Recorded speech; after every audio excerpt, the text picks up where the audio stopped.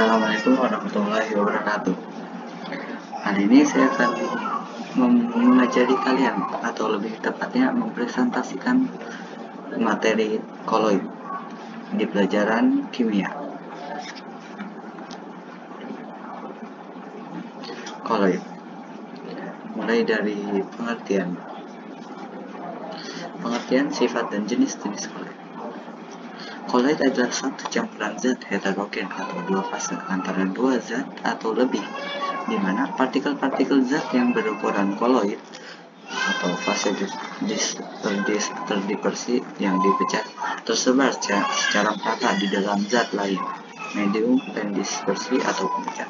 Ukuran partikel koloid berkisar antara 1 sampai atau hingga 100 nanometer. Ukuran yang dimaksud dapat berupa diameter, panjang, lebar, maupun tebal dari suatu partikel.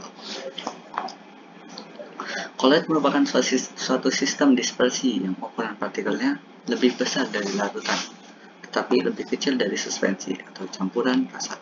Koloid terdiri dari dua bentuk, yaitu fase terdispersi, zat yang didispersikan, dan medium pendispersi, atau medium yang digunakan untuk mendispersikan. Selanjutnya, sifat-sifat koloid ada 7. Yang pertama, efek Tyndall. Yang kedua, gerak Brown.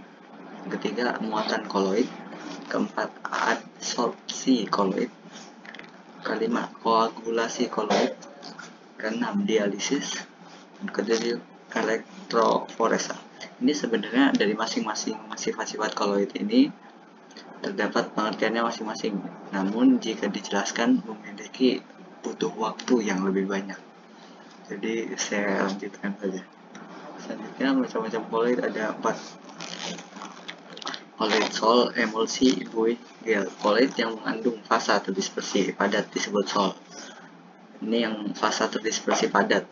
Yang kedua, koloid yang mengandung fasa terdispersi cair. Yang mengandung fasa terdispersi cair disebut emulsi. Yang ketiga, koloid yang mengandung fasa terdispersi gas disebut buih. Dan yang keempat, koloid yang setengah kaku antara padat dan cair disebut gel. Jadi yang terdispersi padat itu sol, kalau yang terdispersi cair emulsi, terdispersi gas buih, antara padat dan cair ya gel. Ingat aja, padat sol, cair emulsi, gas buih. Kalau buih itu gasnya lebih ke buih air gitu ya, yang antara padat dan cair gel. Selanjutnya, pembuatan koloid. Pembuatan koloid dapat dilakukan dengan dua cara, yaitu cara dispersi dan kondensasi. Dispersi adalah proses pembuatan yang berasal dari partikel yang lebih kasar dari koloid. Pembuatan dengan cara dispersi terdiri dari 3 jenis, yaitu mekanik, busur-Bredig, dan peptisasi. Ini juga ada pengertian masing-masingnya. Apa itu mekanik, apa itu busur-Bredig, dan apa itu peptisasi.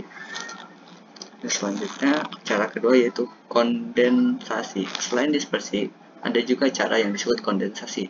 Pada kondensasi, partikel larutan sejati, molekul atau ion bergabung menjadi partikel koloid. Cara ini dapat dilakukan dengan reaksi-reaksi kimia seperti reaksi redoks.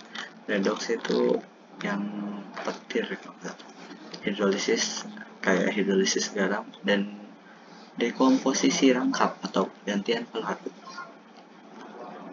Manfaat koloid dalam kehidupan sehari-hari. Yang pertama, jenis industri makanan. Contoh aplikasinya keju, mentega, susu, saus. Selanjutnya, industri kosmetika dan perawatan tubuh, krim, pasta gigi, sabun. Ini juga yang membuat rumah tangga, ini deterjen. Terus industri cat, contohnya cat. Industri pertanian, pestisida dan insektisida untuk membasmi hama. Terus industri farmasi atau kedokteran, yaitu minyak ikan, pensilin. Untuk pensilin itu yang buat disuntikan itu. Ya, sekian dari saya, kurang lebihnya mohon maaf. Wassalamualaikum warahmatullahi wabarakatuh.